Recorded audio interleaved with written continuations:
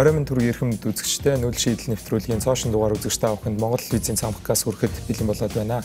Энэ 7 хоногт бид бүхэн их эргэн төлөл буюу Чингис Бондын эргэн төлөлд ямар шүү байгаа талаар таал бүрийн их сурвалжуудтай ярилцахад бэлэн болоод байна. Яг одоо яагаад энэ сэдвийг сонгосон талаар сэтгүүлч Дэлгэр цэцгийн бэлдсэн сурвалжлагыг үзээд хэлэлцүүлэгдээ орцгоё.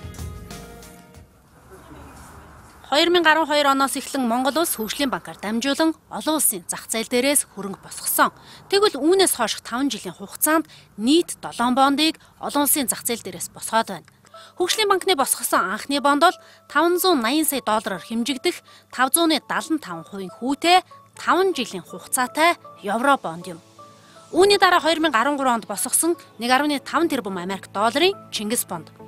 3 дугаарт 2013 онд 10 жилийн хугацаатай 152% хүүтэй босгосон 24.3 тэрбум йений Самура бонд юм а. За харин 4 дугаарт 2015 онд 3 жилийн хугацаатаагаар 7.5% хүүтэй босгосон 1 тэрбум юаний Димсан бонд нэрлэгдэж байна. 5 дугаарт 2016 онд босгосон 5 жилийн хугацаатай 10,185% хүүтэй 500 сая Америк долларын Мазала бондууд нэрлэгдэж байгаамаа. За эдгээр бондуудын 3 нь буюу евро, Чингис, Самура бондууд хөгжлийн банкнд хамааралтай. 2016 онд бондуудын зарцуулалтыг засгийн газраас ажлын хэсэг гаргаж нэг бүрчлэн шалгаж дүгнэлт гаргасан юм а. За үүгээр хөгжлийн банк 2011-ээс 2016 оны хооронд 5.5 их найт төгрөгийн зээлийг төсөл хөтөлбөрүүдэд олгосон. Зээлийг салбараар нь авч үзвэл зам тээврийн салбарт 1.9 их найт төгрөг, уул уурхайн салбарт 613 тэрбум төгрөг, эрчим хүчний салбарт 427.9 тэрбум төгрөг, барилга хот байгуулалтын салбарт 1.1 их найт төгрөг, бусад салбарт 1.4 их найт төгрөгийг олгосон байнамаа.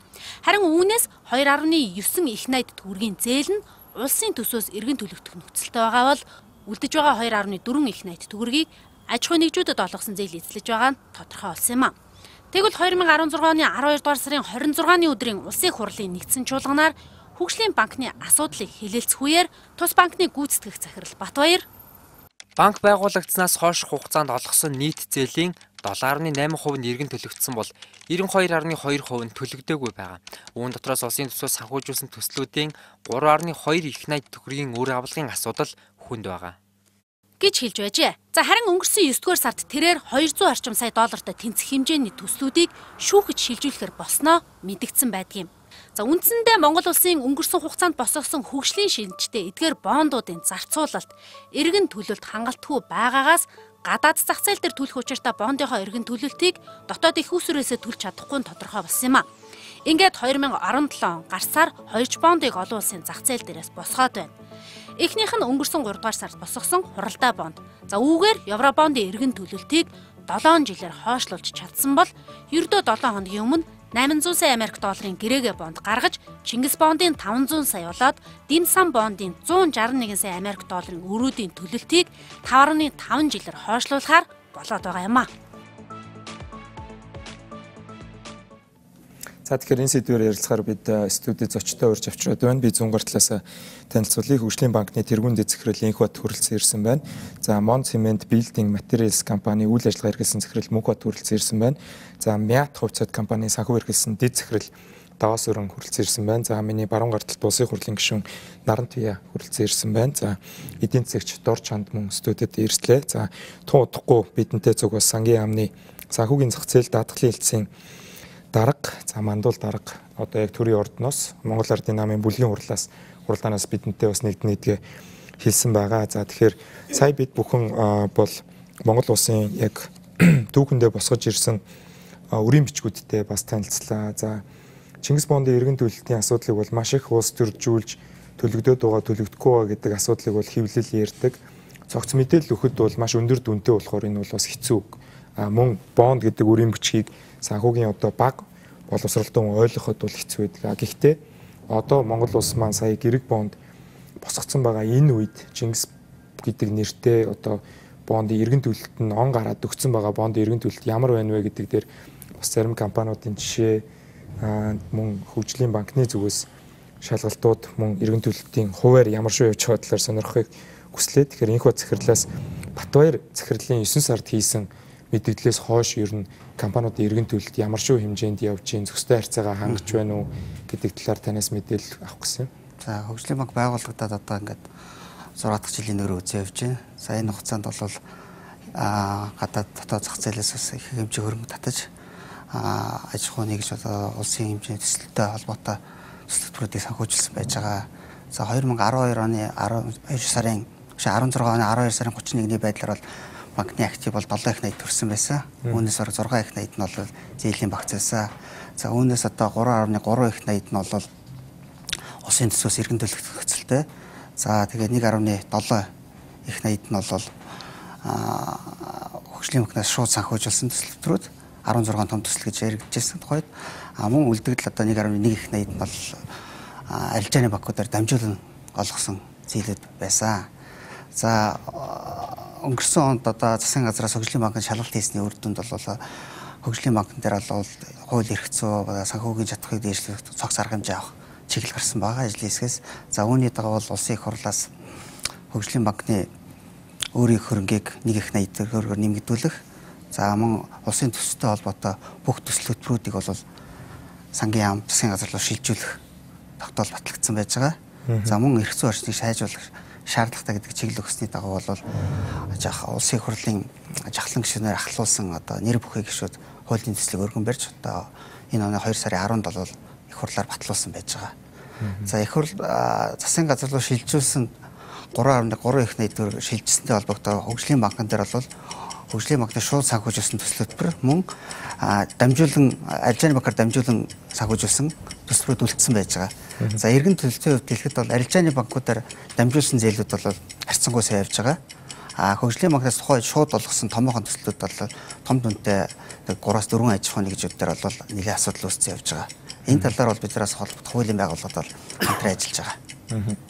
За баярлалаа. Тэгэхээр энэхүү захирлаас бол өнөөдөр бас илүү шинэ мэдээллүүдийг авах гэж найдаж байгаа. Тэгэхээр Мон Полимет компани болон Мон Цемент Building Materials компани бол 16 том зээл гэдэг одоо их хурлын шалгалтын хэсэг дээр бол 16 дээр байсан. Тэгэхээр бидний зүгээс бол бас МАК групп болон Тана компани руу албан бичиг хөрвүүлээд өнөөдөр бас богино хугацаанд бидний хүсэлтийг хүлээн авч хүрэлцээрсэнд баярлалаа. Тэгэхээр Тана компани хувьд Чингис бондноос ямар шүү хэмжээний санхүүжилт аваад явж байгаа. Иргэн төлөлтийн хувьд бол бас ямар шүү байна. Эдийн засаг бол тийм сайнгүй байгаа тийм.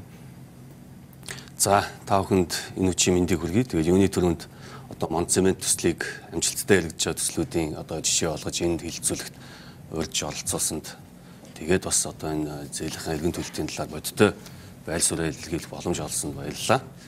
За Мон Цемент Building Materials компани бол одоо Мон Полимет групп болон Европын сэргээн босголт хөгжлийн банкны хамтарсан санхүүжилтээр одоо Дорноговь аймгийн өргөн суманд жилд 1 сая тонн хүчин чадалтай цементийн цогц үйлдвэрийг барих төслийг одоо 2006 оноос хойш одоо 10 гаруй жилийн тууштай судалгаа шинжилгээний үндсэн дээр хэрэгжүүлж одоо 15 онд одоо 14 оны сүүлээр одоо санхүүжилттэй амжилттай босгоод өнөөдрийн байдлаар 15 онд одоо үйлдвэрээ ашиглалтанд өгөөд зах зээлд нэвтрээд ингээд амжилттай төсөл маань явж байна. Нийт санхүүжилтийн ойролцоогоор 25%-ийг бол одоо бондын их усүрээр буюу Монгол улсын хөгжлийн банкнаас одоо санхүүжүүлж авсан байгаа. Нийт 65 сая Америк доллар авснаас өнөөдрийн байдлаар иргэн төлөлт бол 33.3 сая Америк долларыг бол үндсэн төлбөртүүлсэн байна. 12.6 сая долларыг зээлийн хүний төлбөрт төлсөн байна. Нийтдээ ингээд 45.9 сая төгрөг буюу одоо 60 гаруй хувийг нь төлөлт хийцэн ийм нөхцөлтөө одоо тэр 16 төсөл гэж ярьж байгаа бусад төслүүдтэй харьцуулахад бол харьцангуй амжилттай цаг хугацаанд төлбөрүүдэд төлөөд явж байгаа ийм жишээ төсөл болов гэж бодож байна. Тэгээд мэдээж одоо энэ зээлтэй холбоотой бас сайжруулах ярих юмуд байгаа. Тэгээд энэ талаар бас ярих боломж надад олдох байхаа гэж бодож байна. За баярлалаа тань. Тэгэхээр 16 төсөл бол одоо хэвлэлүүдэд бол хамгийн их тарсан мэдээлэл бол бас тухайн үед хөгжлийн банкны удирдлага солигдож исэн. За бонд босгосноос хойш бол бид бүхэн 2 сонгуулийн нүүр үзлээ. За энэ болгонд бол хөгжлийн банкны асуудлыг бол бас нэлээд улс төрийн объект болгож ярьдаг л та. Тэрэн дээр бас Miat-ийн шинэ Boeing онгоцны санхүүжилтийн системийг бас хүмүүс их сонирхож за энэ хэр үр ашигтай байсан юм бэ? Иргэн төлж байгаа мó гэдэг асуудлуудыг тэгэхээр Miat компани бас дэд захирал санхүү эрхэлсэн захирал өнөөдөр таасрын захирал ирсэн байгаа болохоор танаа хувьд хөгжлийн банкнаас авсан зээлийн иргэн төлөлт ямар вэ гэдгийг сонирх юм. За өнөөдөр энэ өрөө телевиз үзэж байгаа та бүхэн энэ өдрийн амгалан гэрээ. За Miat хувьцаат компани бол та бүхэн мэдж байгаа 100% төрийн өмчт хувьцаат компани. 2011 онд Америк нэгдсэн улсын Boeing компанитай 3 онгоц худалдаа авах гэрээ хийсэн. Энэ онгоцны санхүүжилтийн асуудал бол 12-13 онд явж байгаад нэлээд хүндрэлтэй бол тулсан. Тухайн үед хөгжлийн банктай бид нар ярилцсан EBRD бүхэл одоо санхүүгийн олон улсын байгууллагатай ярилцаад хөгжлийн банкнаас гүүрэн зээл гэдэг юмыг авсан юм байна. Энэхүү зээл бол нийт дүн бол 2013 онд бид нар 78.5 сая долларыг авсан. За ингээд энэхүү зээлийг бид нар Америк нэгдсэн улсын Экспорт Импорт банкны 10 жилийн хугацаатай, 7 жилийн хугацаатай, 5 жилийн хугацаатай гэсэн схемсэн зээлийн схем рүү оруулаад 2013 оны 12 сарын 20-нд бид нар хаасан байгаа 78.5 сая долларыг. Үйл ажиллагаатайгаа холбоотой хөгжлийн банкнаас бид нар бас тодорхой хэмжээний зээл авсан байдаг. Нийт 15 сая ам долларын зээл авсан. Эдгээр зээлүүдийг бол бид нар хуваарийнхаа дагуу төлөөд явж байгаа. 2014-15 он бол Miat хувьцаат компани хувьд бол бас их хүндрэлтэй жил байсан. Санхүүгийн хувьд одоо хүндрэлтэй байсан. Олон улсын зах зээл шатхууны үн өөрөө их өндөр үнэтэй байсан. Энэ нь өөрөө авиа компани зардалд шууд нөлөөлдөг учраас их хэмжээний алдагдлыг бас үүссэн байгаа. За энэхүү хөгжлийн банктай хийсэн гэрээний дагуу бид нар сая 2017 онд хөгжлийн банкны үлдэгдэл зээл 13.2 сая доллараас тодорхой хэмжээний төлөөд үлдсэн зээлийг бол бид нар йений их өсвөрлөөр шилжүүлсэн байгаа. Энэ бол бас хөгжлийн банк бол одоо дотоодын томоохон аж ахуйн нэгжүүдийг бас дэмжиж одоо схемийг нь бол бидэрт бол 100% одоо дэмжиж ажилласан бид нар бол бас хөгжлийн банкны хамт олонд бол бас дотроо баярлалаа гэж бодож явж байгаа. Шинэлэг зүйл болсон бас зээл хөрвүүлсэн. За баярлалаа тань. Тэгэхээр эдгээр зээлийн талаар бас дэлгэрэнгүй нөхцөл нь ямар байдیں۔ Эдгээр бизнесүүдэд бас тус болсон юм уу гэдэг талаар сонирхон. Тэгэхээр Нарантиа гишүүний хувьд бол яг тухайн үед та бол зарим гишүүний авсан зээлийг бол Монгол банкнаас одоо англиар write off гэж нэрлэдэг те. Одоо авсан томоохон зээлийг за импорт экспорт оруулж гин за гэдэг утгаараа бол та бол маш шүүмжлэлтэй хандж байсан л та. Тэгэхээр тэрнээс хойш бас эдийн засгийн байнгын хороо юм уу танаа намын бүлэг дээр одоогийн хөгжлийн банкны иргэн төлөлтийн хуваар сүүлийн үеийн мэдээллийг шалгахад ер нь та энэ институцийг ер нь хэр эрүүл явж гинэ гэж үзэх вэ?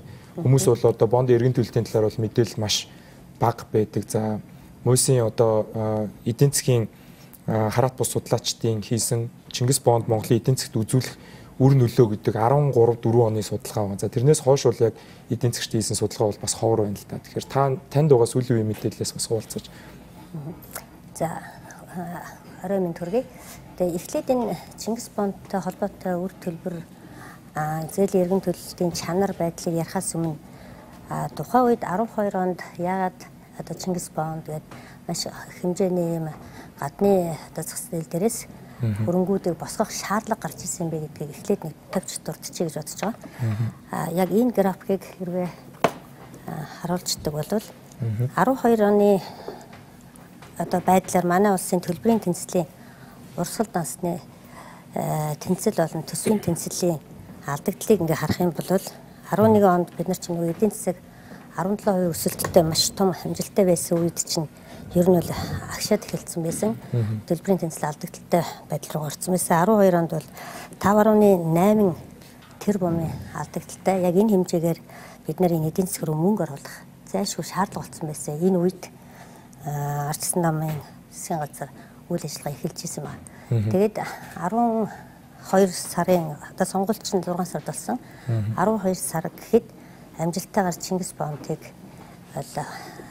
босгож энэ өнөөдрийн төлөгдөх гэж байгаа 500 сая долларыг эдийн засгт оруулж ирсэн. Яг энэ процесс дээр бол хөгжлийн банк маш сайн ажилласан. Хөгжлийн банк бол дөнгөж 11 онд байгуулагдаад 11 оны 3 сард байгуулагдсан шүү дээ. 12 сард нь хууль нотогдоод энэ богинохон хугацаанд бол маш амжилттайгаар энэ их одоо бондыг амжилттай босгож чадсан. их усүр хэрэгтэй байна. Эдийн засгийн бодит секторыг дэмжихэд мөнгө хэрэгтэй байна гэдэг агуулга талаас нь ингээд бондоо авчираад авчирсныхаа дараа ямар төсөл хөтөлбөрт одоо зарцуулах вэ гэдэг шалгаруулсан. Манай өнөөдрийн аж ахуй нэгжүүдийн бодит байдал, аж ахуй нэгжүүд дээр байж байгаа, төр засаг дээр байж байгаа одоо техник эдийн засгийн үндэслэл нь бэлэн болчихсон ямар төслөөс нь тэрийг л санхүүжүүлсэн. Тэрний үр дүнд одоо сая ярьж нийт зээлийн маань хөгжлийн банкар дамжиж байгаа болохоор тодорхой хугацаанд урт хугацаанд иргэн төлөлт нь явагдах ийм дэд бүтцийн хөгжлийн хөтөлбөрлөө нэлээд хэрэгцүүлэгдэж байгаа. Энэ хэмжээгээр тэр 3.3 тэрбум гэдэг байгаа нь бол төсвөөс иргэн төлөгдөх ёстой ийм зээл байсан. За хөгжлийн банкар дамжаад аж ахуй нэгжүүдэд буюу томоохон одоо 16 аж ахуй нэгжүүд олгосон зээлийн нөхцөл байдал ямар байгааг сая ярьж байна. Дөрөвс бус нь бол иргэн төлөлт нь хэвээ явж байна гэдэг. За бус нь бол арилжааны банкудаар дэмжигдсэн одоо үйлдвэрлэлийг дэмжих, яг экспортыг орлох, дэмжих, импортыг орлох энэ одоо төслүүдийг одоо 888 гэж яриад байдаг төслүүдийг санхүүжүүлсэн. Өнөөдөр бол энэ зээлүүд хэвэн байна гэдэг. Тэгэхээр яг энэ өнцгөөс нь харах юм бол бид нэр энэ бондын өгөөж манай эдийн засагт бол үнэхээр ач тусаа өгснөө гэвэл би бол өгсөн гэж үздэг. За өгснийг нотлох бас графикч байна л да. Яг өнөөдөр дараа нь эргээд бас танаас сонирхох юм. Одоо салбар одоо өсөлттэй байна. Ялангуяа боловсруулах үйлдвэрүүд, ялангуяа аж үйлдвэрийн салбарууд, тэгээд зам тээврийн салбарууд, эрчим хүчний салбар дээр өсөлт гарч байгаа нь бол энэ бондын эдийн засагт өгөөжөө өгч эхэлж байгааг харуулж байна гэж бодож байна.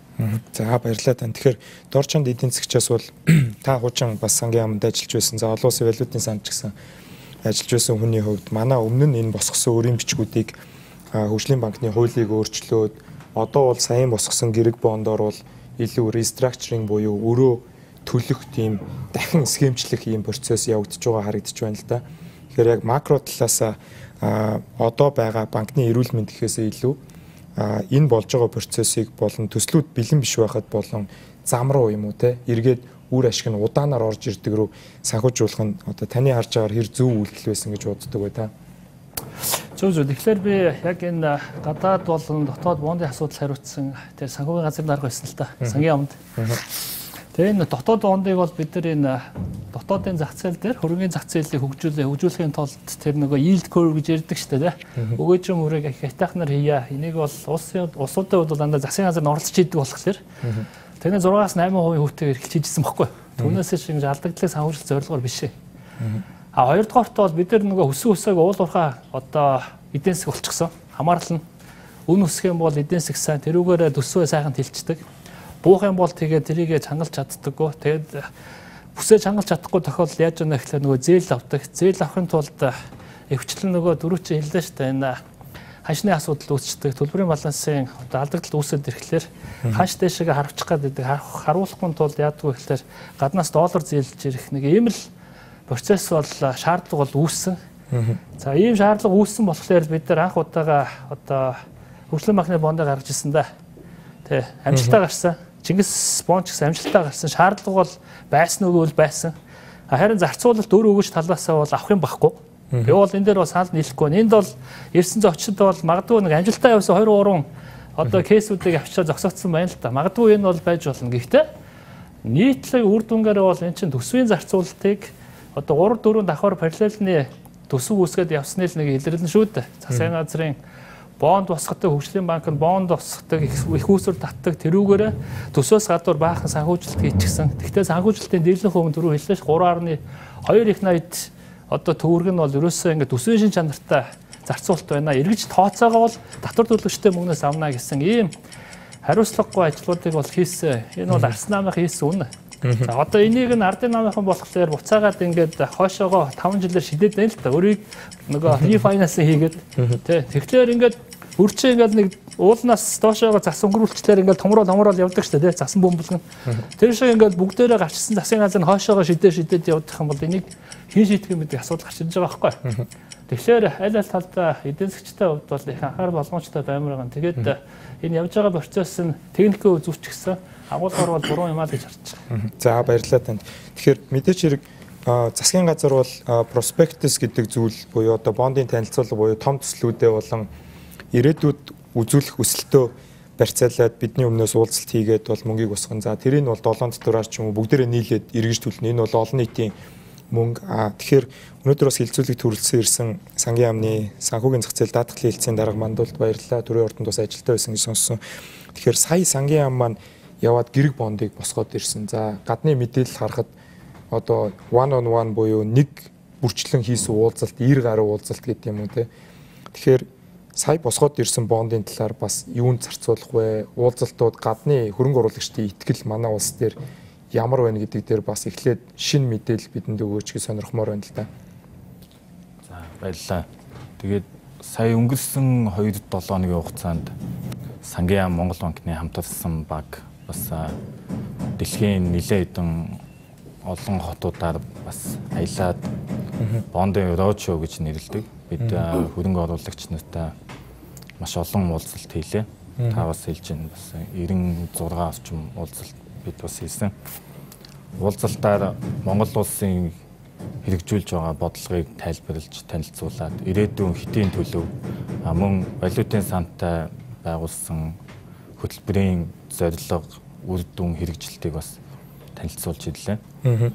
Үр дүнд нь бид бондын хүүг жилийн өмнө 11 орчим хувьтай байсан хүүг бид 5.6% хүүтэй гээр 800 сая долларыг босгож ирсэн. Бондын зориулт маань бол цэвэр рефинансинг буюу одоо дахин санхүүжилт. Өөрөөр хэлбэл одоо хугацаанд тулчаад байгаа 18 онд төлөгдөх Чингис бондын 500 сая доллар, Димсам бондын 160 сая долларыг бас буцаан худалдан авах ийм операцийг амжилттай хийгээд ирлээ. Тэгээд мөнгө нь бол одоо settlement гэж ярьдаг. Мөнгө нь 11 сарын 1-нд Монгол улсын данс руу орж ирнэ.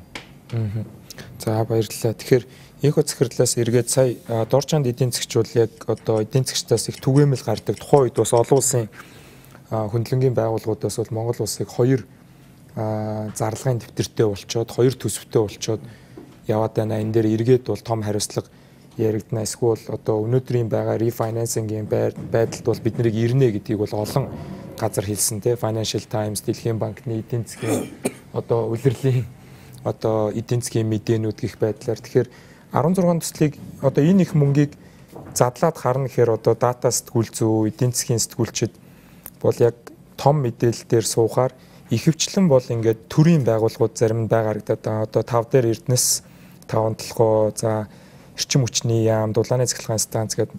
За Монголын төмөр зам бол мэдээж хэрэг энэ бондын бол маш том бараг 20% эзэлж байгаа. Тэгэхээр төрийн байгууллагуудын эргэн төлөлт яг ямар шүү хэмжээнд байна? Төрийн байгууллагуудаас эргээд эргэн төлөлтийг хийлгэхэд ямар шүү вэ? Эсвэл сангийн яам руу эдгээр эргэн төлөлтүүдийг ихэнх нь шилжүүлсэн байгаа юм. За Доржинд эдийн засгийн бол санал нэг байгаа. Тухайн үед бол Чингис бондыг босгохын зарцуултыг явьж байгаад би бол тэр үед бол улсын хурлд Монгол Ардын намын бүлэгт эдийн засгийн зөвлөх хийжсэн.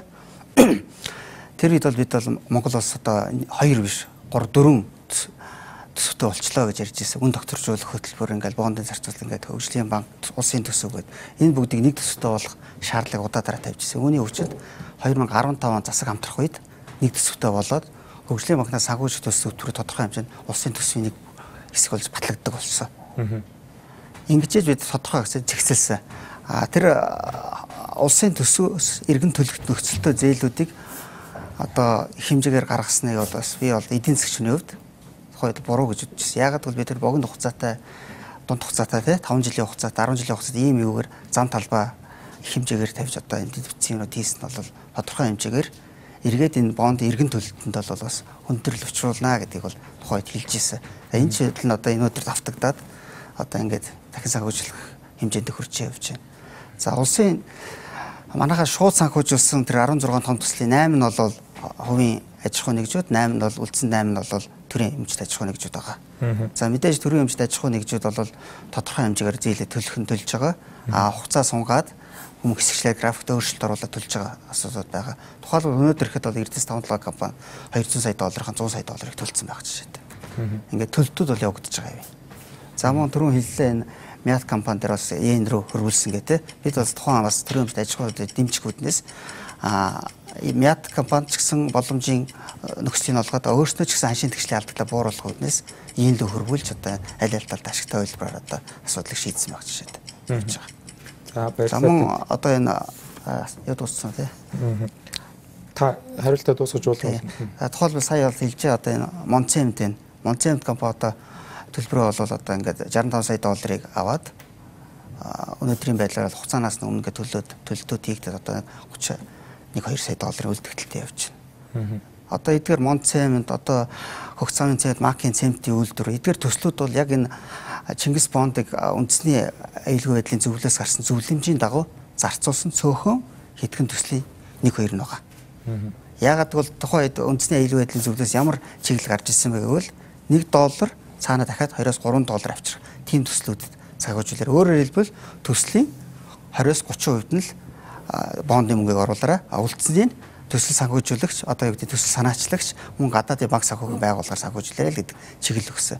Яг эдгээр дөрмийн дагуу одоо энэ чиглэлийн дагуу төслөө хэрэгжүүлсэн амжилттай хэрэгжүүлсэн компанид бол энэ Монцемт Монполимет Монцемт төсөл байна. Мөн одоо энэ Мак компани одоо энэ цемтийн үйлдвэрийн төсөл байна. За баярлалаа тань. Тэгэхээр Монполимет компаниас мөнх бат захирлаас танахыг болохоор зээлээ Монгол банкнаас төлөвлөлчлээ гэдэг ойлголт бол олон нийтэд нэлээд зарим улс төрчч хэлсэн тийм ээ. Тэгээд Чингис бондын талаар ярихаар хүмүүс бол байгаа мэдээлэл дээр маш их ерөнхийлж ярьдаг. За Гарамжаа гүшүүн, Намдоо 2 гүшүүн хоёрыг бол өндөр хэмжээний зээл авсан гэдгийг их хурлын шалгалтын хэсэг болохоор ингээд том 16 энтер гээд задлчаар танад дээр бол маш их одоо хэвлэл мэдээлэл дээр бол шүүмжлэлтэй өнцгүүд гарч ирсэн л та. Тэгэхээр Монгол банк одоо эрсдлийн сангаас танаа зээлээс хаасан юм яг байд юм уу? Танаас одоо яг хариуцлагатай асуухад эсвэл танах яг өөрсдийнхөө үйл ажиллагааны урлагаар л энэ авсан зээлийг төлөөд байна. Өнөөдөр бол нэг хувийн компани, нэг төрийн хэмжээний компаниг бол бас төлөөллийн сонсоё гэж бодоод дандаа эдийн засгч юм уус төрчтэй ярьдаг. За авсан зээл авсан хүмүүсээс том 16-аас бол шилж байгаад ярьсан. Зарим компаниуд бол ирэх боломжгүй. За их хурлын ажлын хэсгийн шалгасан тэнд тэр одоо хувьцаа эзэмшигч гэдэг мэдээлэл бол маш их хуучирсан байсан. Залхахаар одоо жишээлбэл Монла компанитай холбогдох гэж үзэхэд бол энэ утсан дээр байдгүй ч юм уу. Тэгээ энэ хаягн дээр байдаг. QSC гэдэгтэй бас холбогдох гэж үзэхэд олдоогүй ч гэдэм юм. Тэр мөнх захирлаас тэрийг асууя. За Монцемент компани Монполимет одоо группийн зүгээс одоо хариуцлагатаар мэдгэдэг одоо ямар нэгэн байдлаар эрсдлийн сангаас манай зээлийг Төв банкнаас одоо хаасан юм зүйл бол байхгүй. Тийм ээ.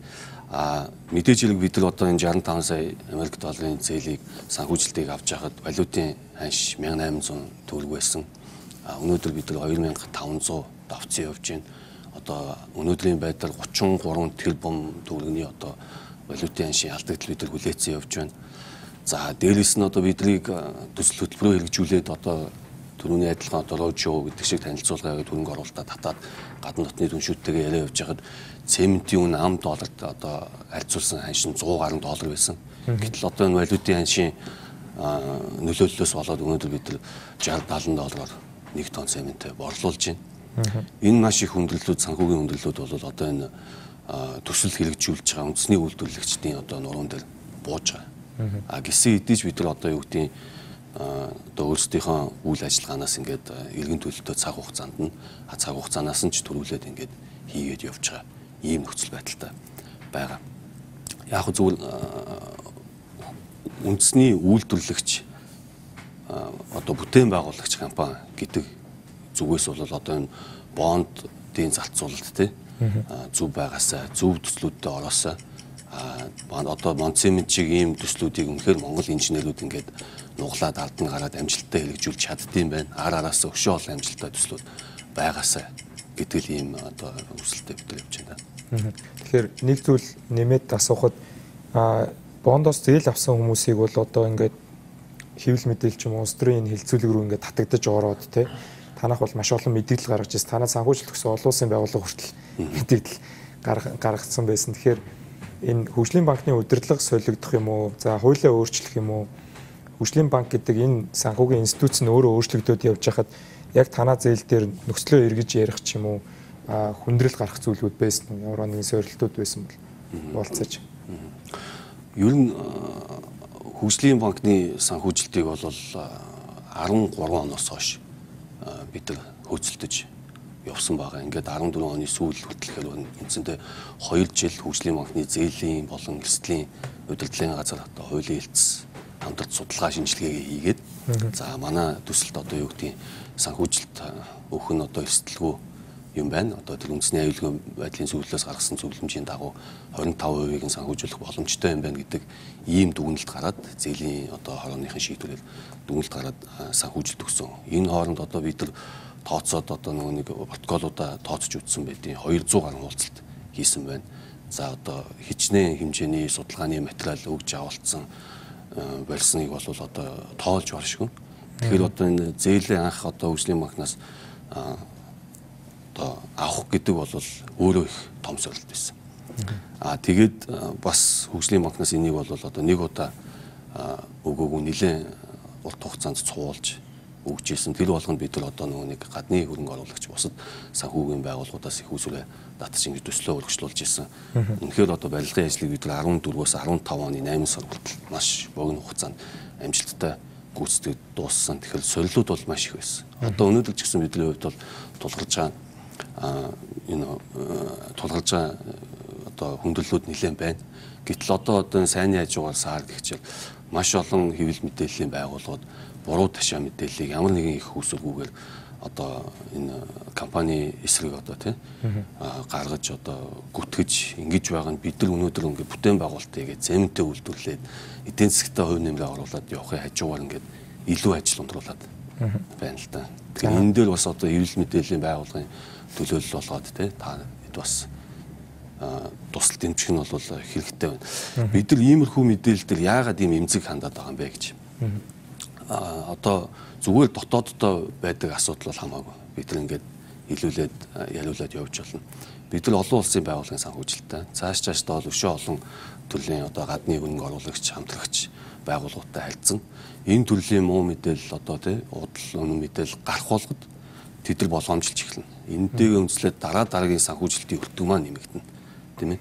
Тэгэхээр яг одоо энэ улсад тулгараад байгаа одоо энэ одоо нэр хүндийн асуудалж байт юм уу тийм ээ. Бодлогын зөв буруу энэ одоо хэвлэл мэдээлэлээр гарч байгаа үнэн удал мэдээлэл яаж одоо манай одоо энэ бондын үнэлгээнд тийм нөлөөлж ийн энэ чинь яг аж ахуйн нэгжтэй адилхан л одоо нөлөөлдөг юм байна тийм ээ. Тэгэхээр энэ бол маш сериосны асуудал учраас бид нар ингэж мэдээлэл давхан дахин хийсэн, тайлбарлсан манай хөрөнгө оруулагчид ч гэсэн энэ мэдээлэл хийсэн байна. За баярлалаа танд. Тэгэхээр Мяд компани авсан зээлийн хувьд бол 78.5 сая доллар аваад том 16 дотор одоо нэрлэгдээд явж исэн их хурлын шалгалтын дээр энийг бас Америкийн банкны санхүүжилтээр хаасан гэдэг мэдээлэл. Тэгэхээр энэ дээр бриж буюу гүүрэн зээл гэдэг. За тэгснэ нойтон түрээс гэдэг ийм шинэ нэр томьёонууд гарч ирээд байна л да. Танах хөгжлийн банкнаас авсан одоо зөвхөн Boeing одоо онгоц санхүүжүүлэх зээлээ бол төлөө дуусгацсан гэж ойлгож болох уу? Таасан зөвлөл. За тийм хөгжлийн банкнаас авсан онгоцны зээлт бол гүүрэн зээл бол бүрэн хаагдсан. Одоо үлдэгдэл тэр зээлийг авахаас өмнө хөгжлийн банкн дээр байсан зээл сүүлд үйл ажиллагааны зээлтэй холбоотой зээлүүд байгаа. Энэ дүн бол яг хуваарихад байгаа төлөвтэй явж байгаа. Тэр гүүрэн зээл бол түрүүн хэлсэн 78.5 сая доллар. Энэ бол нийт 121.5 сая ам долларыг Монгол Улсын сангийн яамны баталгааг үндэслэж Америкийн нэгдсэн улсын экспорт импорт банк баталгаа гаргасан. Энэ баталгаан дээр тулгуурлаад Америкийн нэгдсэн улс олон улсын банкуд 3 схемээр санхүүжилтийг хийсэн байгаа. За нэг давуу тал бол бид нар эндээс бас олж авсан. Юу гэвэл хүү бол бага байсан. Бид нар энэ 121.5 сая долларын 77.5 сая долларыг бол жилийн 2.5% хүүтэй фиксд буюу тогтмол хүүтэй авсан. Үлдэгдэл зээлгүй 23-20 гээд ийм хэсгэмлсэн байдлаар авсан байж байгаа. Эндээс бол яг Америкийн нэгдсэн улсын экспорт импортны баталгаатай энэ хүү зээл нь бол Америкийн нэгдсэн улсын бүтээгдэхүүнийг экспортлоход зориулж олгож байгаа гадны боловч хөнгөлөлтөө зээл. Энэ хүрээнд бол бид нар энэ зээлийн схемийг Монголд бол одоо анх удаа нэвтрүүлсэн гэдгээр Мяд компани бол бас нэлээд энэ санхүүгийн схемээс бол бас нэлээд их олж авсан, туршлага суусан. Энэ зээлийн дараагийн нэг зээл бол бид нар Сингапурын хаалттай зах зээл дээр 20 сая долларын бонд гаргасан байгаа. Энэ бонд бол бас л энэ зээлийн нэг доторх бас нэг дүнгийн 20 сая доллар гэдэг зээл байсан. Ингээд Мяд хувьцат компаниуд бол олон улсын одоо зах зээлд авиа компани одоо зорчигч үйлчлэгээ үзүүлэн явж байгаа олон улсад өрсөлдөж байгаа компани учраас бид нар аль болох олон улсын одоо зах зээлээс хэрэг мөнгө босгоодох юм бол хүүгийн хувьд бол харьцангуй бага. Гэтэл дотоодын арилжааны банк гэдэг юм одоо дотоодоос бид нар санхүүгийн их үүсвэр бол тухайн үед бол босгоогүй босгосон. Онгоцны зээлийн урьдчилгаа төлбөрөхэд бид нар 30 хэдэн сая долларыг дотоодын банкудаас хуваагаад зээлсэн байна. 12, 13 онд. Тэгэхэд хүү бол 15%-аас доошгүй байгаа байхгүй жилийн хүн. Ам долларын 15%-аас доошгүй хүүтэй тийм арилжааны зээлийг аваад авиа компани өөрөө ашигын маржин багтай ийм өөрөө бизнес байдаг учраас тэрийг эргээд төлнө гэдэг нь хүндрэлтэйсэн. Тэгээ бид нар бушуу хүн шиг нэг одоо баг хүүтэй зээл рүү хөрвүүлье гэдэг байдлаар энэ дээр бол маш эрчимтэй. Энэ дээр бол тухайд бид нар сангийн манай мандуул дараа бас байсан бид нар ажлыг хамтраад ажиллаж исэн. Энэ бол бас их зөв ажил болсон гэж би бол одоо эргэж дүгнэнд харахад бол дүгнэдэг. За баярлалаа. Тэгэхээр Чингис бондын талаар ярихаар бол хамгийн том зээлдэгчийг ярихгүй байж болохгүй тий. За энэ бол Монголын төмөр зам, шинэ төмөр зам гэдэг. За энэ ажил хийгдэггүйгээд хэвлэлээр янз бүрийн мэдээлэл гардаг. За салбар хариуцчихсэн сайд нь бол ажил хийгдсэн. За итгэж дараагийн санхүүжилтийг босгож мөнгө өгөөгүй гэдэг. За энэ мөнгийг бол одоо Монгол улсын эргэлж байгаа хүнийг бол бүгдийг аваад завшсан ч гэж хүмүүс ярих хүмүүс байна. Тэгэхээр ингээд зарчмын зөрүүтэй ийм мэдээлэлүүд гараад ирэхээр очиж хараагүй бидний хувьд буюу хотод байгаа хүмүүсийн хувьд бол итгэхэд айгүй хэцүү. Тэгэхээр одоо бид нэр 500 сая эргэж төлөхөд сая сангийн амныхан маань одоо ингээ мөнгө өсгөөд ирлээ. Тэгэхээр энэ эргэж төлөгдөж байгаа юм бол энэ дээр та ямар нэгэн мэдээлэлтэй байдаг вэ? Энийг эргэж төлөвлөх талаар одоо их хурл юм уу, хөгжлийн банк, инх хот захирал, Нарантын гишүүнээс сонирхмоор байна л да. Сая инх хот захирал дөрвөн зээлийн хувьд асуудалтай, бусдын хувьд хэвэн байгаа гэж ярих шиг болсон шин. Тэгэхээр яг тухайлсан яг зээлийн хувьд эргэн төлөлтөнд ямар байгааг бол би мэдэхгүй. Би бол банкны өдөр тутмын ажлыг бол мэдэхгүй учраас тэрэн дээр инх хот захирал илүү хариулах байх.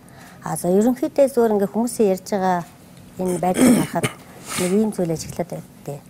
Нэг Монгол улсад ерөөсөө бонд хөрөнгө оруулалт хэрэггүй байхад наацсан ном гарч ирээл нэг сайн дураараа тохиж очиод нэг баахан бонд авчраал. Тэгэл нэг баахан өөрсдийнхөө төсөл зээл одоо юу гэдэг хөтөлбөрийг санхүүжүүлээл ингээ хугаа идсэн юм шиг яриад байдаг. Нэг тийм уур амьсгал энэ улс төрийн орчинд байдгийг сая ч гэсэн бас үнэлтгэж л байна. Тэгээд миний хувьд бол аливаа зүйл ингээ бодиттой харах юмсан гэж боддгийг. Бид нар 17 оны 17% өсөлттэй 11 оны эдийн засгийн үед манай эдийн засаг нэг л уул уурхаагаас л хамааралтай л явж ирсэн шүү дээ. Төлбөрийн тэнцлийн шок юунаас болж ирсэн? Оюутлогын хөрөнгө оруулалт зогссон, эрдэс баялагын түүхий эдийн үн унсан. Энээс болоод дутагдаж бий болсон гарч ирсэн шүү дээ. Энэ шокноос гарахын тулд яах ёстой юм? Энэ улсад валют хэрэгтэй, мөнгө хэрэгтэй.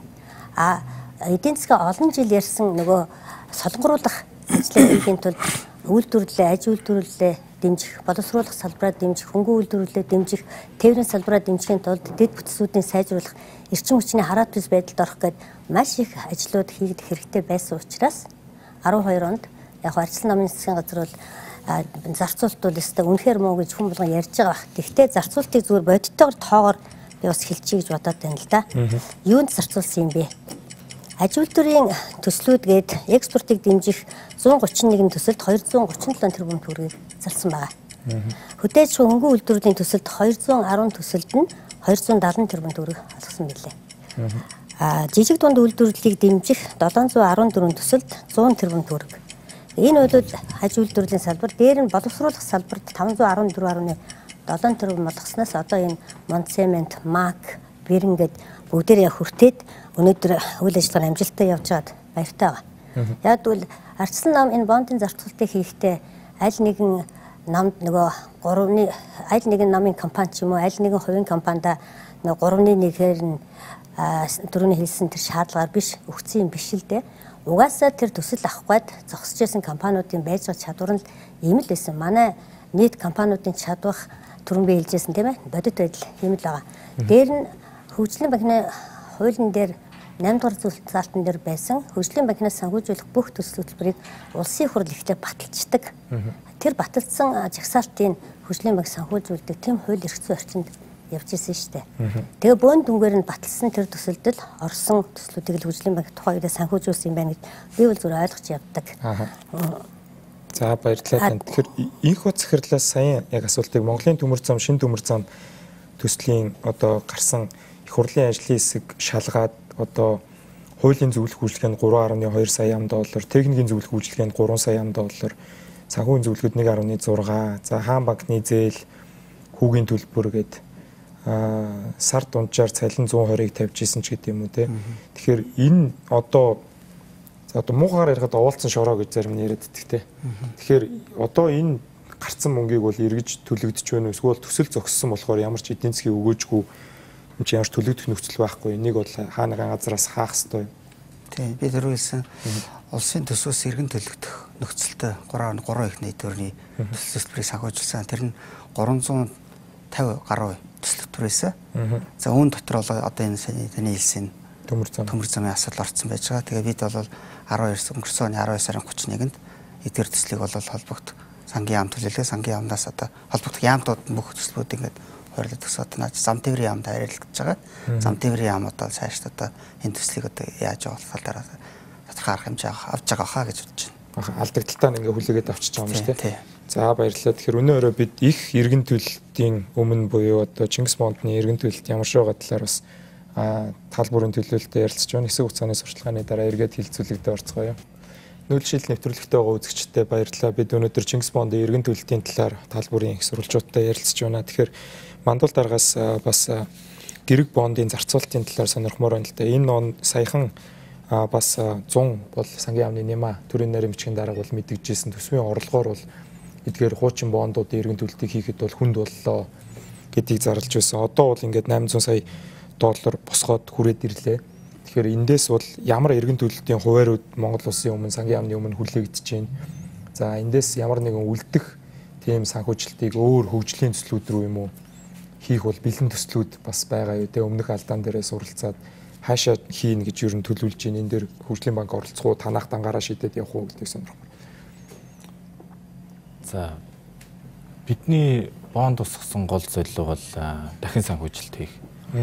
Одоо яг манай эдийн засагт тулгараад байсан хамгийн том асуудал бол энэ тулчаад байгаа эргэн төлөлтүүд байсан. 500 сая 160 гээд нийтдээ $660 сая эргэн төлөлтийг манай одоо гадаад валютын цэвэр албан нөөцнийг ойролцоогоор 1.7 тэрбумд доллар байна. Тэгэхээр үүнийг албан нөөцөөсөө шууд төлөхөөр бидний нөөц маань багасаад дараа нь эргүүлээд янз бүрийн эрсдэлд бас орох тийм нөхцөл үүснэ л дээ. Тийм болохоор үүнийг бид хугацааг нь сунгаад нэг ер нь бол нэг цаг очиж байгаа л гэсэн үг л дээ. Тэгэхээр ингэснээрээ бас олон давуу талууд гарч ирж байгаа. Бидний хүүгээ бас буулгаж чадлаа. Ингэснээр манай хувийн хвшлүүд бас гадаад зах зээлд хөрөнгө босгох боломжууд нэгдэнэ. Арай бага хүүтэй. Жишээ нь бид 5.6 гэхээр хувийн банкуд маань ч юм уу гадагшаа гарвал 1-2% маржин нэмэгдүүл нэг 7-8% дээр дотор бас мөнгө босгох боломжтой болно гэсэн үг. Манай зээлжих зэрэг л бас сайжрах нөхцөл бүрдэж байна. Бид дараа оны эхний үеэр л да зээлжих зэрэг л бас дээшлэх болов уу гэсэн хүлээлттэй байна. Тэгээд гадаадын шууд хөрөнгө оруулалтууд нэмэгдэнэ. Манай улсын хувьд одоо 2021 он хүртэл гадагшаага томоохон төлбөр байхгүй боллоо гэсэн үг. Тэгэхээр энэ хугацаанд бид эдийн засгаас сэргээгээд макро эдийн засагт энэ сүүлийн хэдэн жил бас үүссэн энэ балансын тогтворгүй байдлыг арилгаж чадвал бид бас цаашдаа бас тогтвортой өсөлтөөр бас орох энэ суурийг бас тавьсан гэж ойлгож байна. Тэгэхээр 500 нэмэх нь 160 гэхээр цаана нь бас 140 гаруй сая доллар үлдчихэд байна л та. Эднийг сангийн яам сэрэмжлүүлэх уу эсвэл энэ юм учиртай. Манайх одоо сүүлд төгрөгийн ханш маань нэлээд сүүлийн 2 жил бас суларсан. Одоо манай эдийн засаг одоо bottom out гэж нэрлэдэг. Одоо буцаа сайжирч байна. Тэгээд төгрөгийн ханш юу н тогтворж бас хандлага үүсэж байна л да. Тэгэхээр манай дотоод бонд маань нэг ойролцоогоор одоо 11 орчим хувийн хүүтэй гарч байна. Тэгэхээр бид энэ дотоодын банкудаас зарсан энэ дотоод бондоо энэ бондороо дахин санхүүжүүлэх тийм төлөвлөгөөтэй байна. Засгийн газрын бондууд тий. За тэгэхээр дор чанд эдийн засгчаас бол Монгол ардын намыг заримдаа азтай гэж макро талаасаа хүмүүс одоо ярьдаг.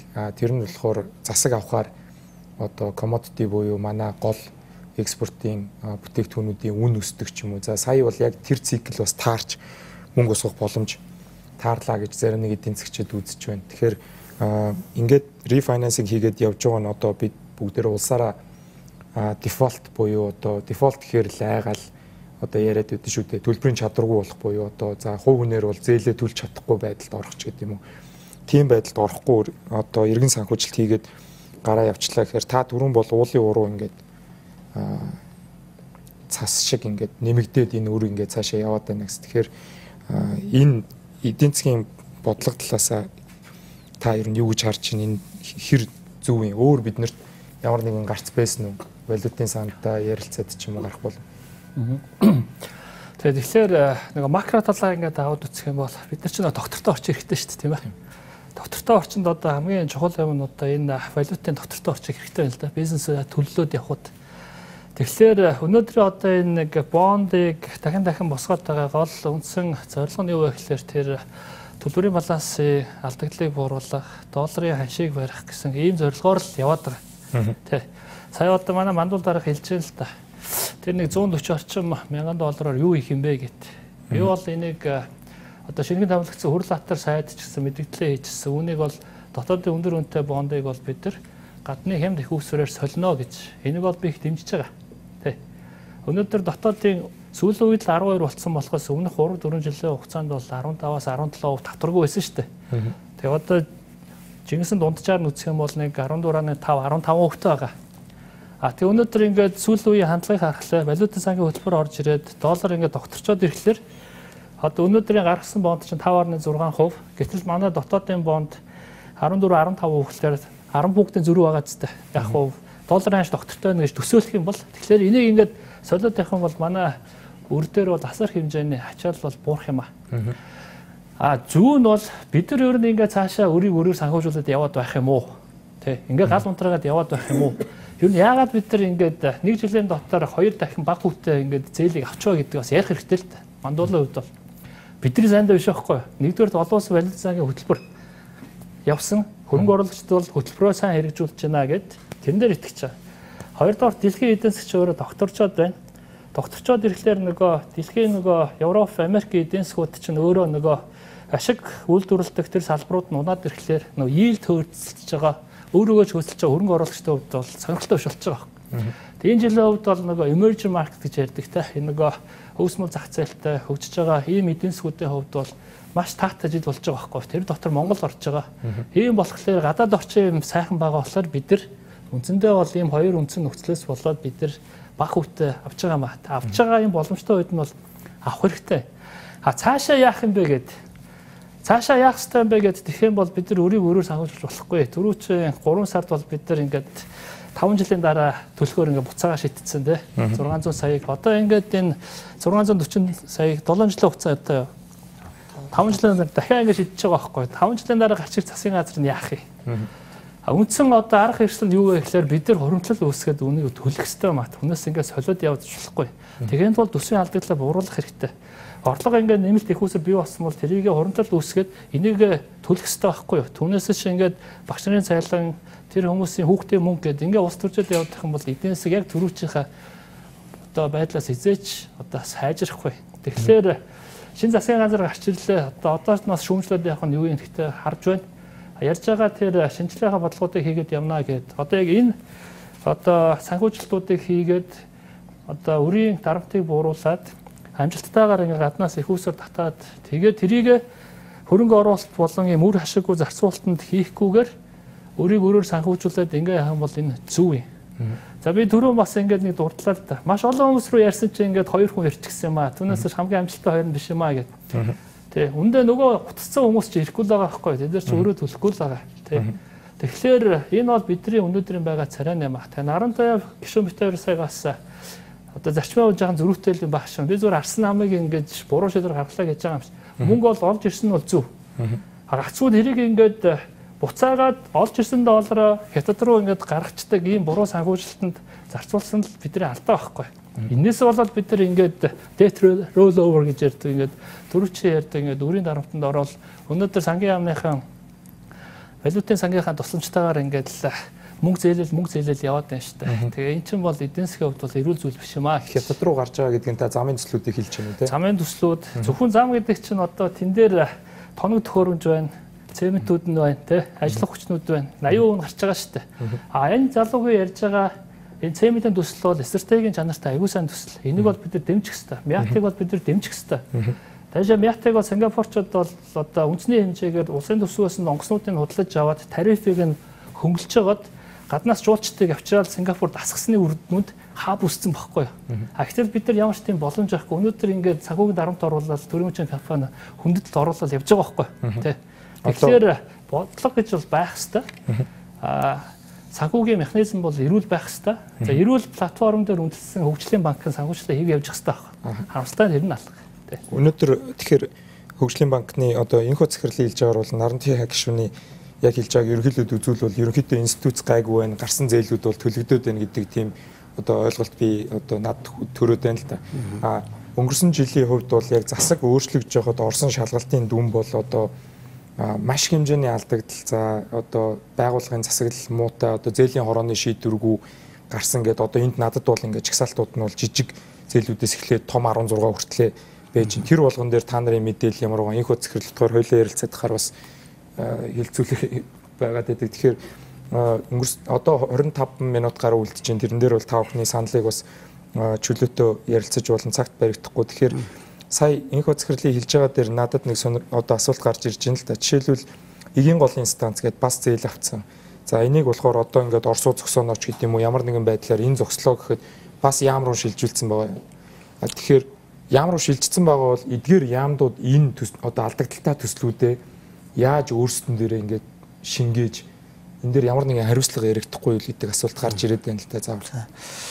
За түрүү Нарантай яг шүү хэлсэн. Өмнөх хөгжлийн банкны хуулиар бол хуулийн 8-1 заасан байж байгаа. Хөгжлийн банкны санхүүжилт төслүүдийг улсын их хурл хаврын чуулганаар батална гэсэн байж байгаа. Харамсалтай энэхүү залт бол за 11 онд ойл батлагсны дараа нэг эргэжсэн. Хөтөлбөрөд батлагдсан яг тухайлсан хөтөлбөр юунд чагсаалт батлагдаагүй. За тэгээд 15 онд нэг төсөвтэй болгоё гэдэг зарчмын үн дээр чагсаалтаар батлагддаг болсон байж байгаа. За тэр хугацаанд 3-4 жил бол огт батлагдаг их хурлаар. Энийг бол юу гэж явж засгийн газар өөрснөө мэдээд их хурлын бүрэн эрхт алдсан гэх юм уу эсвэл өмнө тэр 11 онд батлагдсан ерөнхий хөтөлбөртөө тэр хөтөлбөрийн хүрээнд л ингээд санхүүжүүлээ яваад байсан байгаа. За эгийн голын усан цахилгааны хувьд бол манай дээр үлдсэн байж байгаа. Бид бол яг энэ төсөл бол хөтөлбөр амжилттай явах хаа гэсэн итгэл найдвараар авч үлдсэн байгаа. За төслийн нэгж гэж байсан. Тэгээ бид бол сангийн яамд засагтаа ярьж агаад аж ахуй нэгж байх хэрэгтэй. Шинэ хуулиар бол бид нар нэгж санхүүжих боломжгүй аж ахуй нэгж байх хэрэгтэй гэдэг агуулгаар аж ахуй нэгж байгуулсан аж ахуй нэгж дээрээ бид энэ зээлийн хөрвүүлсэн байж байгаа. За энэ төсөл маань бол одоо яг ажлын тэр аж ахуй нэгж нь бол одоогоор бас тодорхой судалгаануудаа хийгээд бас энэ төслөө явуулах талаар бас Оросын талтай бас эрдэмтдүүдтэй бас янз бүрийн арга хэмжээнүүд хийгээл явж байгаа. За баярлалаа. Тэгэхээр мандуул дараагаас эргээд яг түрүүний асуултаа асуумаар байна л да. Одоо яамдууд дээр өөрсдөн дээр нь очсон байгаа алдагдaltaй төслүүдийг яамдууд өөрсдийнхөө төсөв шингээж байгаа юу эсвэл улсын төсөв дээр алдагдaltaй гэд одоо яг төсөв хилцэж байгаа болохоор оруулж байгаа юу. Жишээлбэл одоо за ингээл шинэ ярмаг гээл засгийн газар их хурлын тогтоолгүй гаргасан гээл их хурлын би бол дандаа их хурлын дүгнэлт хэлж байгаа шүү бас үзэгчтэй хэлэхэд манай редакцийн тодруулсан зүйлсийг бол энд хуваалцахгүй байгаа.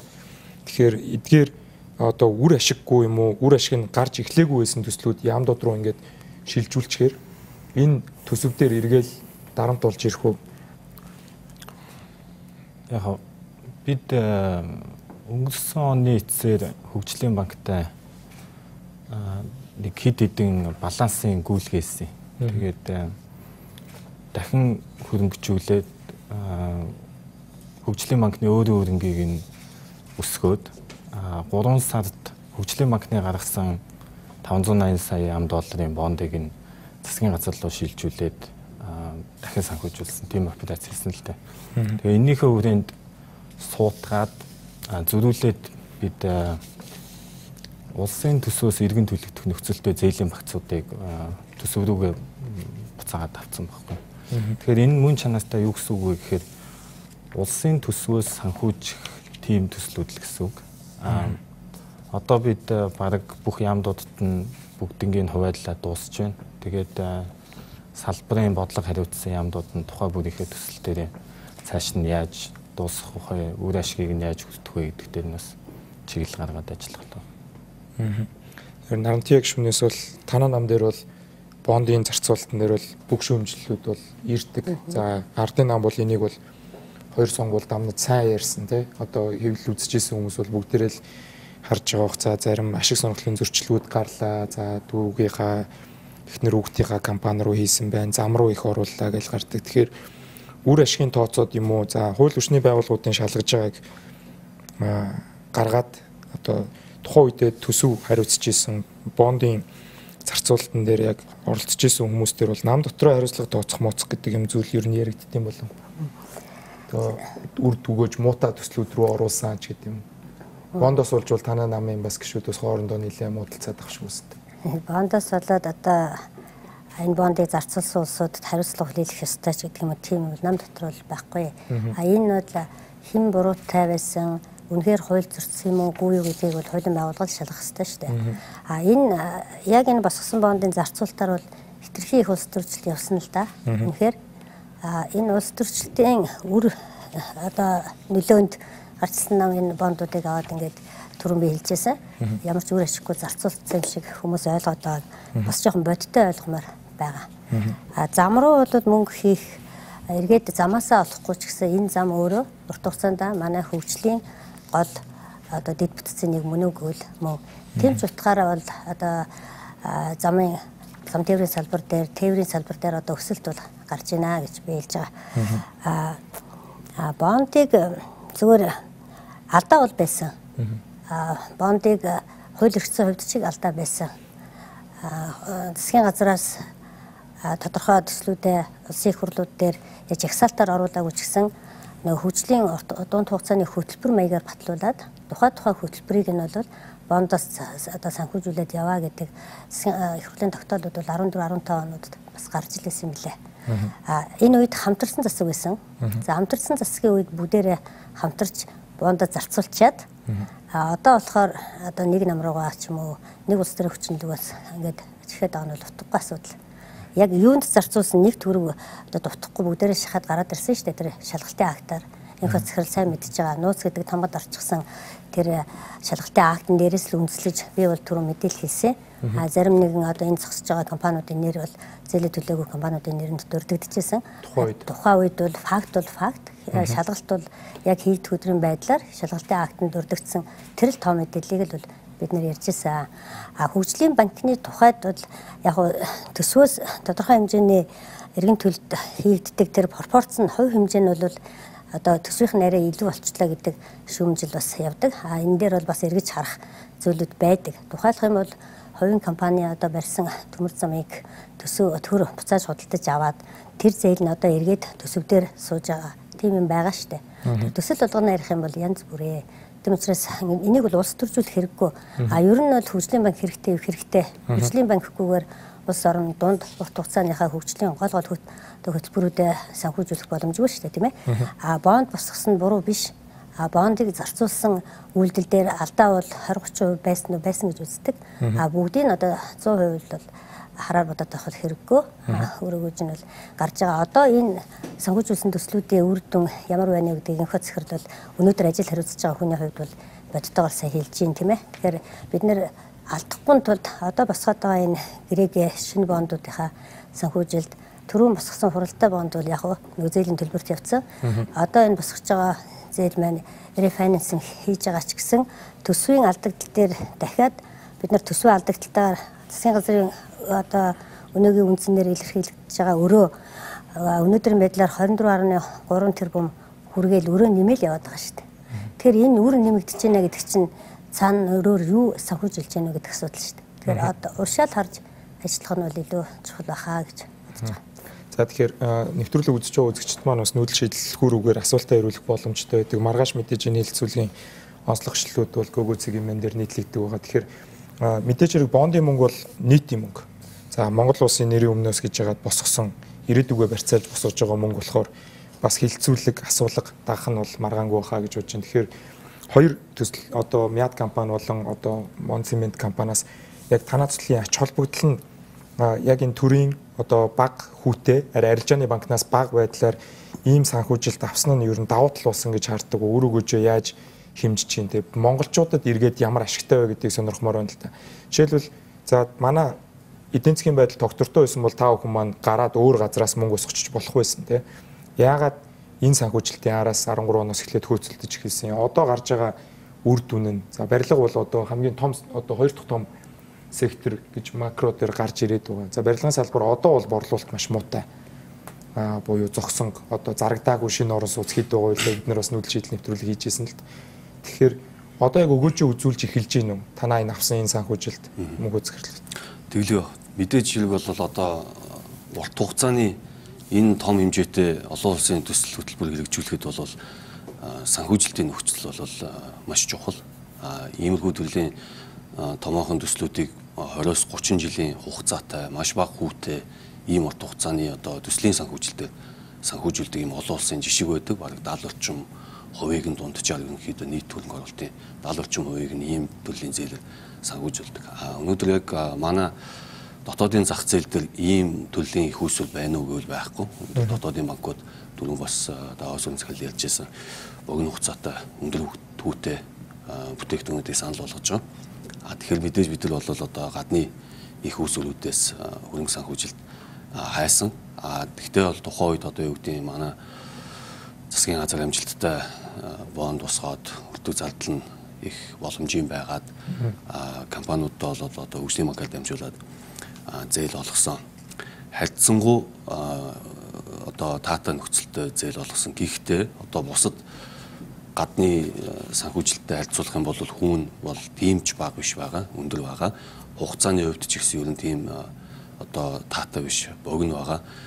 Дээрээс нь одоо юу гэдэг энэ хөгжлийн бодлого хэрэгжүүлж байгаа институт маань өөрөө төсөл хөтөлбөр хэрэгжүүлж байгаа байгууллагууд дээр валютын ханшийн эрсдлээ 100% хаваачаад тавьчихж байгаа, үргэлжлэж байгаа. Энэ бол маш буруу. Бид нар одоо юу гэдэг аж үйлдвэрийн салбарын улсууд валютын хилцэл хийх чадамжгүй.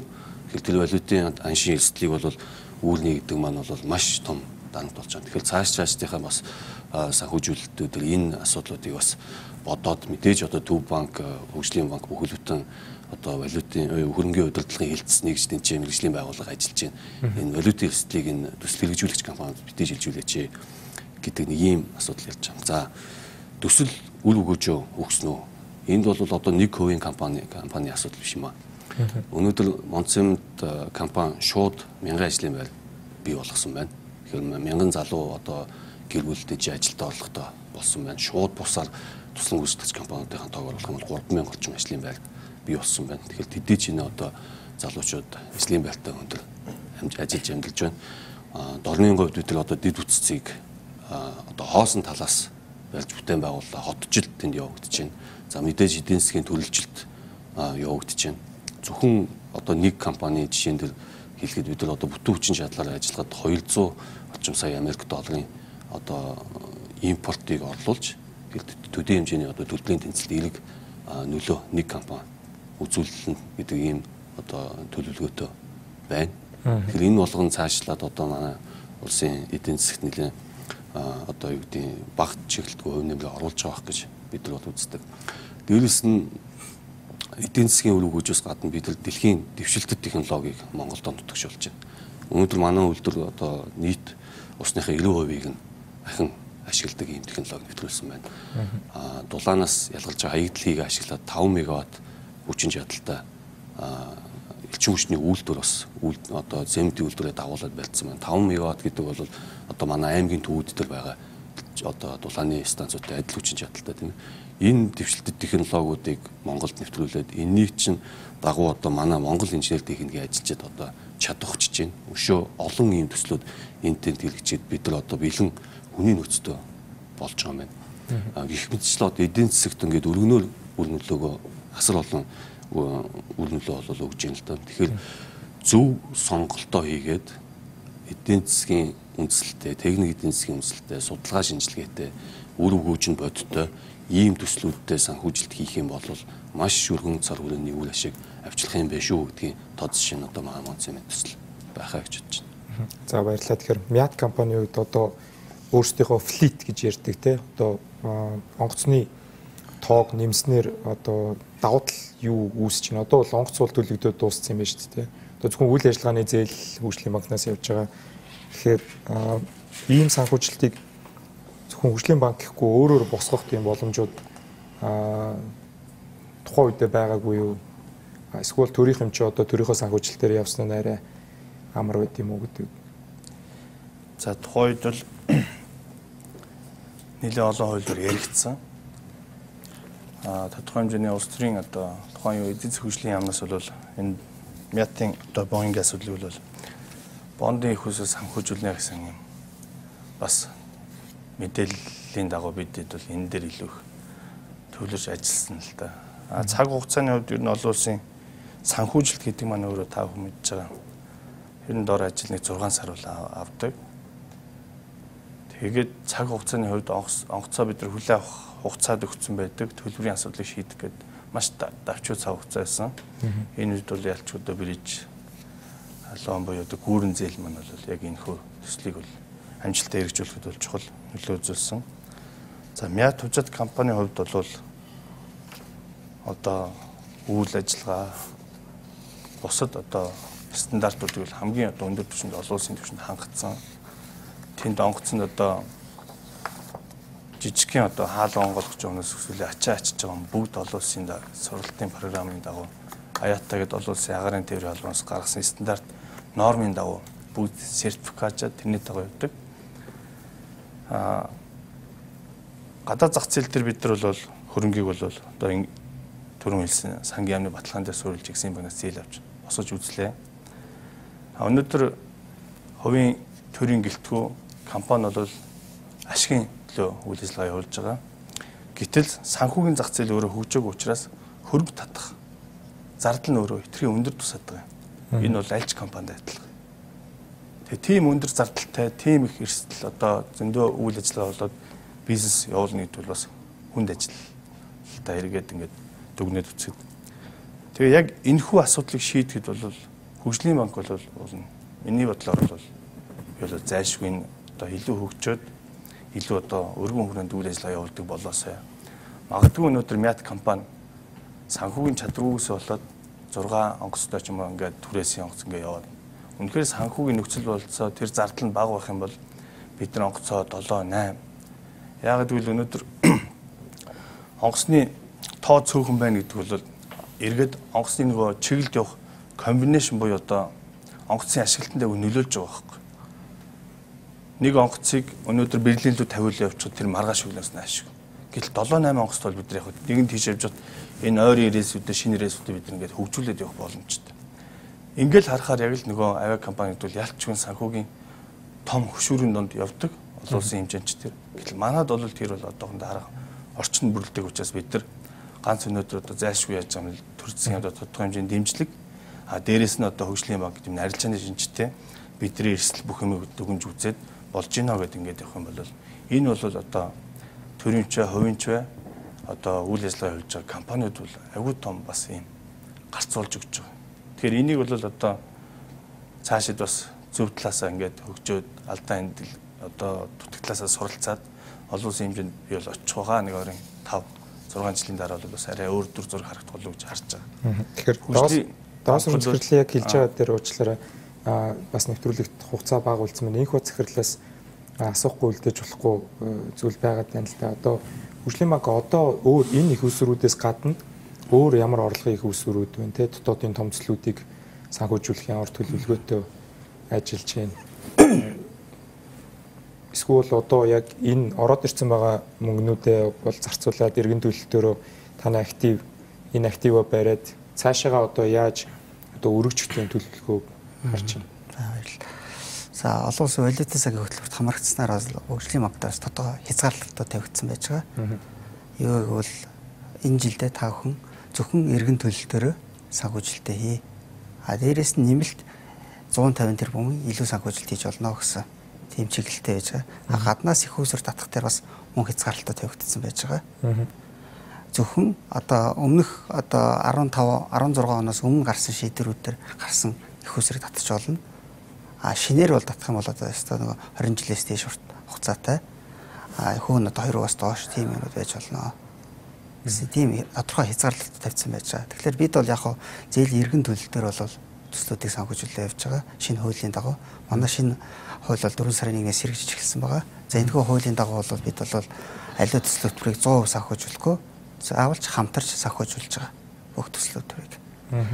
За энэ дээр бид бас төрийн байгууллагуудыг бас дэмжиж одоо энэ тухайлбал сая МЯТ дээр хэлж байна те. Ингээд хамтран ажиллах боломжтой гэдэг. Энэ дээр ямар хөндрөл гарч байгааг бол бас хэлэхэд бол төрийн өмчөд аж ахуйн нэгж төрийн өмчийг барьцаалж болтгоо. Төрийн өмч.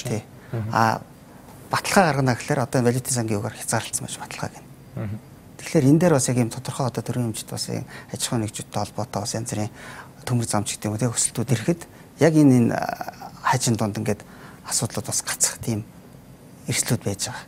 Тэгэхээр бид бас холбогдох одоо их хурлын гишүүдтэй бас ярьж байгаа бас энэ дээр хуулийн дээр өөрчлөлт оруулж одоо энэ хөгжлийн банкар санхүүжих одоо ийм үн дээр одоо төрийн өмч аж ахуйн нэгжийн барьцаалах одоо юу нь бол одоо хамаарахгүй ч гэдэг ийм нэг өөрчлөлт оруулахгүй бол яг цаашд одоо яг энэ төрийн бодлогыг хэрэгжүүлэх яг энэ томоохон юмнууд дээр яг энэ гацаа үүсэх эрсдэл байгаа.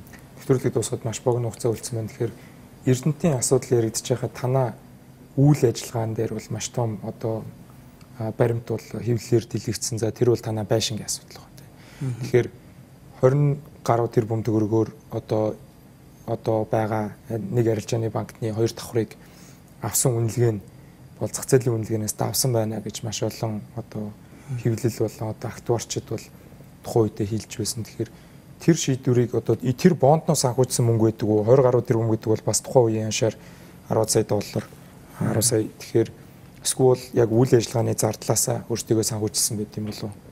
За мэдээж хөгжлийн банкнаас гарч байгаа юмчний тогооноос л гарч байгаа. 28 тэрбум төгрөгөөр 2 давхар одоо 3200 м2 талбай доор 10 зогсоолыг худалдаж авсан байдаг. Энэ бол тухайн үеийн одоо ажлын хэсгийн дүгнэлтээрч гарсан хэд өндөр үнээр худалдаж авсан гэдэг асуудал тавигдсан. За үүний дагуу бид бол байшин барьсан эзэнтэй бол холбогдож энэ гэрээгээ буцаая та нар байраа аваа гэдэг шаардлагыг тавьж албан тоотч явуулж үтсэн. Уулзч үтсэн. Гэрээний дагуу бүх юм явагдсан. Бүх шийдвэрт холбогдох журмын дагуу гарсан. Бид бол буцаах боломжгүй гэдэг шаардлага.